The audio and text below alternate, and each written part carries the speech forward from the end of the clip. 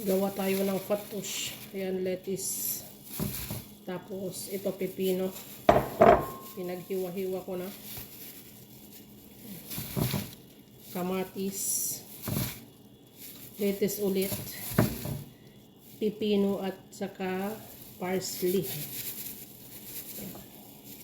Ito naman yung dressing niya. Olive oil lang to at saka lemon.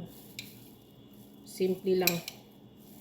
Kasi ganito lang yung gusto nila kapag fattoush ang tawag dito. Tapos, ito na yung prinito ko na kubos. Ayan.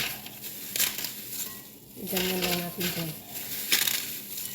Tapos, ito sumak. Yun. Okay na yan. Ready to serve.